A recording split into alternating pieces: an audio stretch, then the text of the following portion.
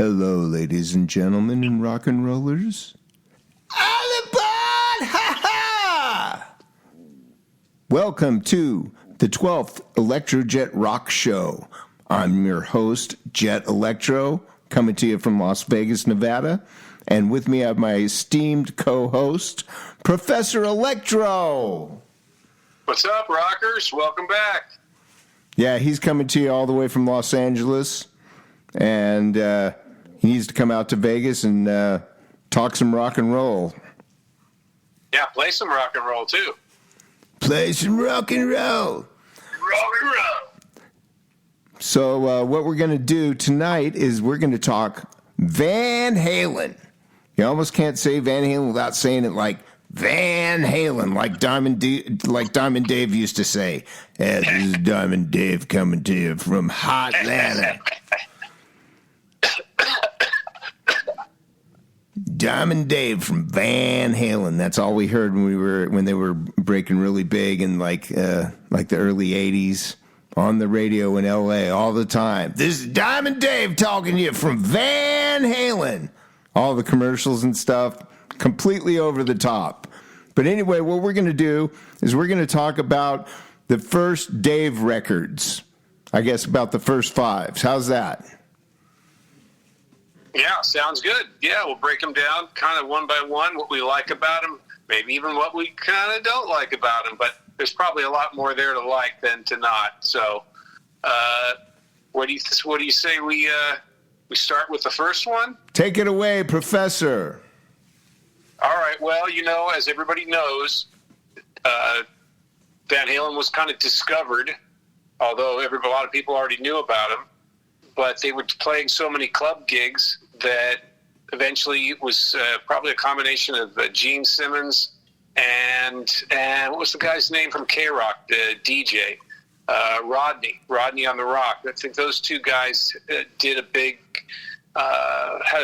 hand in pushing Van Halen forward. Okay, I need to interject here. I will also refer you to, on YouTube, Sunset Sound Recorders. They talk about it. Actually, Gene did see him at the Starwood, tried to get him to sign with a coin. Right. But Bill Messenger says that he was the one that was bugging Ted endlessly that they needed to sign this band called Van Halen. So I got to give props there. He was in Van Morrison's band, I think. And also, that's how Van Halen's connected to Montrose. Because Montrose, apparently, kids, you can correct me if I'm wrong, was in Van Morrison's band. Interesting. I didn't know that. Well, what I also heard, though, was, I guess from Michael Anthony, was that for the first album, they didn't have as much material as a lot of people think. They had a lot of covers because they did a lot of covers live, but they didn't have a huge amount of material that was let's say, album ready. So they kind of took their live show, and that's kind of what became the first album.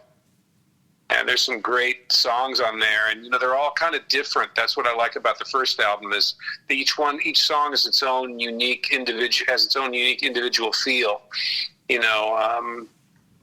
got Little Dreamer and Ice Cream Man and Atomic Punk. I mean, all three of those songs are so different in their feel, and that's really what I like. One of the things I like about the first album. Obviously, first album that's a big hit, so it always sounds fresh. And but those really stand out to me. How about you, Jett? What do you take away from the first album? Well, I just remember when we first heard Van Halen played on the radio, it was like, oh my God, that guitar sound. That's that's the sound that everybody wanted to have. How's he getting that? So, and then, they played, the first thing they played on the radio a lot was You Really Got Me by the Kinks, which just blew everybody away, especially with all the solo in it and everything. And then they started playing, I think the next one they started playing was Running with the Devil, which is a phenomenal song, masterpiece. And then they played Eruption, and that just blew everybody away. Yeah, the first album, every single song on it is really good. It's pretty much of a song masterpiece, not to mention the playing from all the guys on it. And Dave sounds really good on that one. Yeah, absolutely. I really like Little Dreamer. I think that one just sounds so smooth and just perfect. And then, you got Atomic Punk, which is almost like, almost kind of a thrash, hard rock kind of song. And and you got Ice Cream Man, which has that blues kind of thing. I'm sure maybe Eddie didn't really dig doing that because I believe it's a cover. But yeah, that's one of the few Van Halen albums for me that every single song is great. Some of the later albums they had, there's kind of few in there that I didn't really care for, but the first album, every song cut for cut's great. Ditto here, Professor. Then we get into the second album, which has Dance the Night Away and Somebody Get Me a Doctor, Light Up the Sky. And I was blown away by Spanish Fly. That was kind of the... sorry. Talk about Spanish Fly, but I just wanted, before we forget, DOA. I love that track. Okay, so Spanish Fly, right. Yeah? Yeah, what I liked about Spanish Fly was kind of like an eruption. It was kind of like a guitar solo in the middle of the album. But it was different because it was quiet. It was that kind of flamenco, acoustic, really dramatic, dynamic piece. And that's why I really liked that little bit was just great. And Women in Love also has, showcases, I think. You can hear Michael Anthony, but you can also hear Eddie Van Halen's vocal harmonies in that song. So that's another one I really like. Oh, yeah, those are great. Anything else to take away from the second album? Anything that comes to mind for you? They found a dirty faced kid in a garbage can. I forget the ooh yeah, how he does it on that, but yeah, DOA, that friggin' rocks. Ooh yeah. Not my favorite Van Halen album, but so what's the next one, Professor? Next one is the third album, Women and Children First. That's got Cradle of Rock and Everybody Wants Some and Could This Be Magic. I don't know, correct me if I'm wrong, doesn't Eddie's dad play like clarinet on that, or is it a different song? Yeah, it's on one of those tracks. I forget which one it is.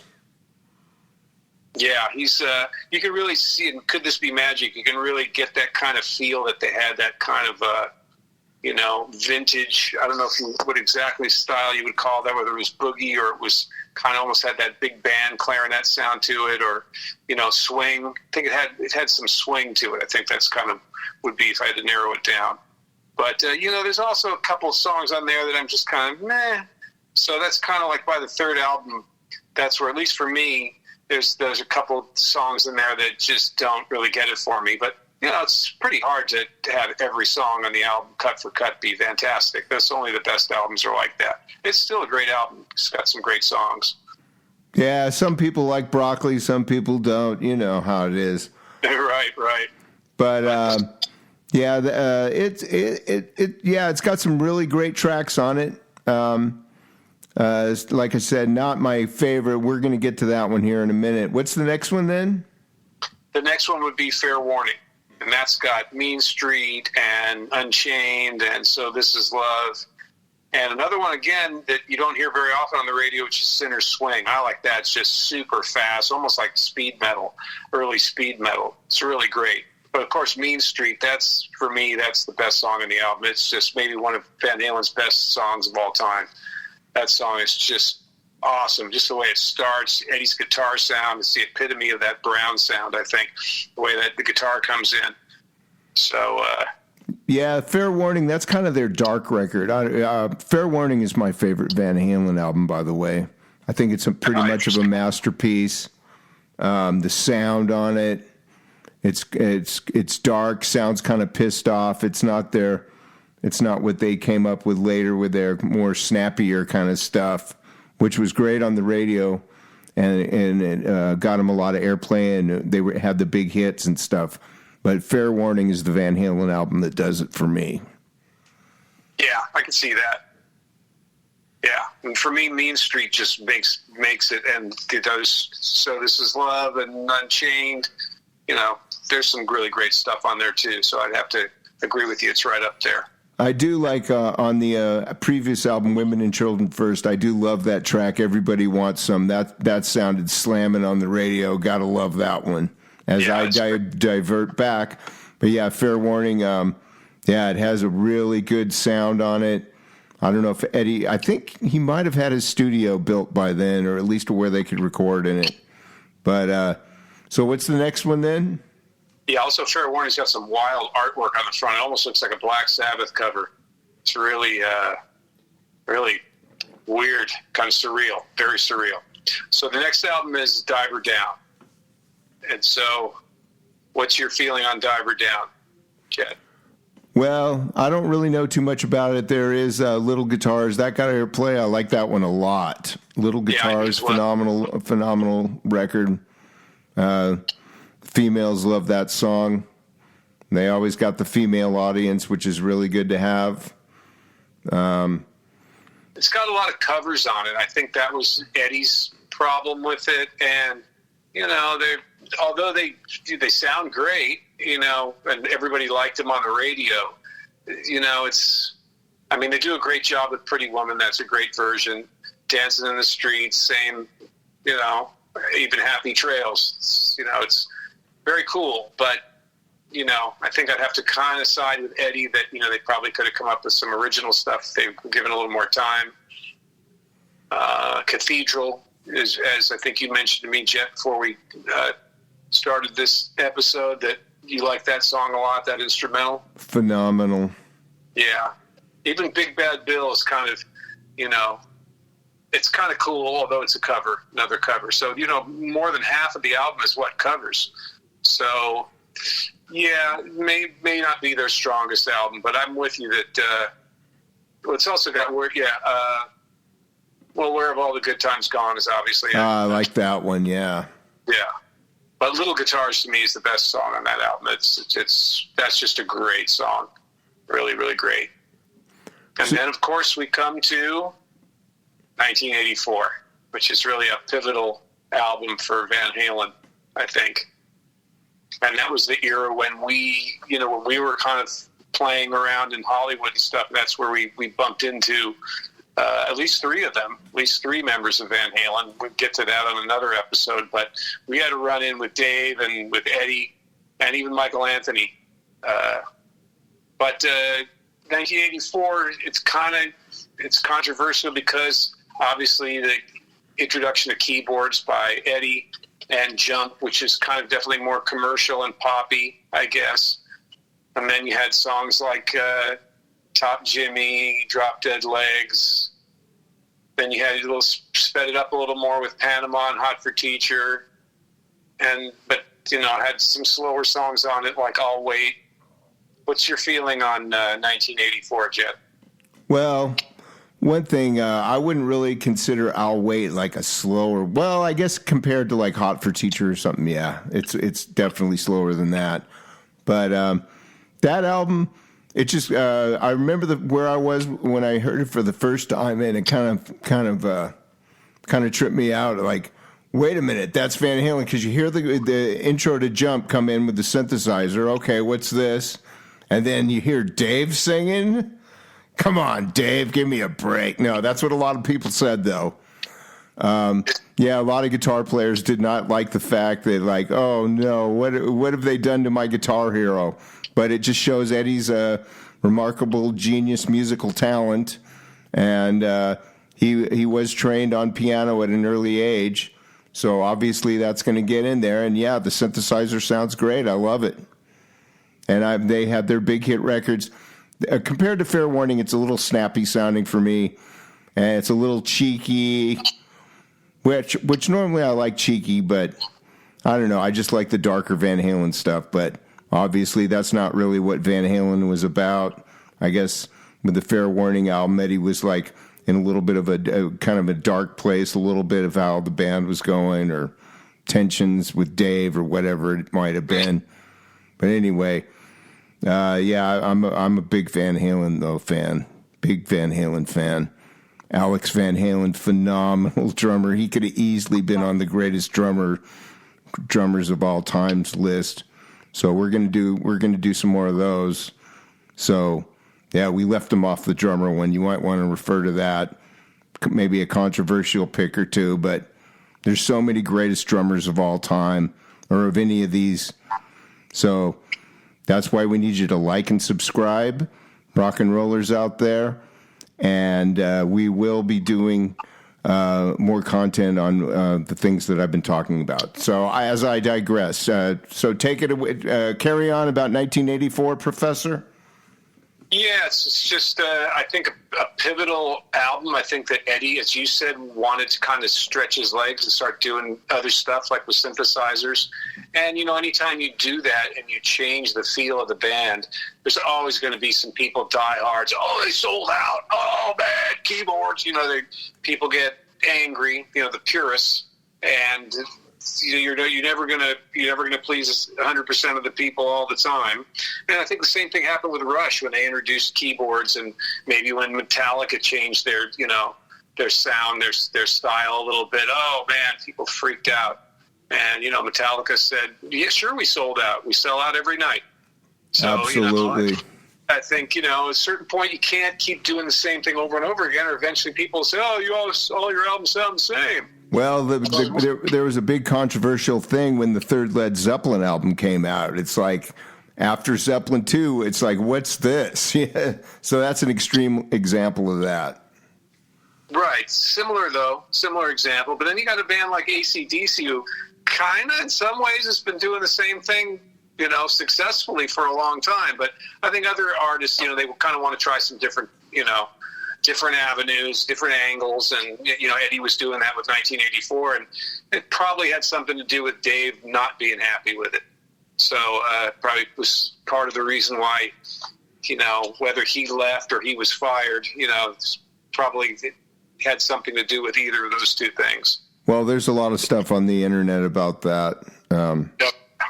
Yeah, endless stuff about that. So, and maybe we'll get into the Sammy records later, or Sam versus Dave in another episode, but we wanted to cover the first albums, the early Van Halen albums that some people feel is the only Van Halen.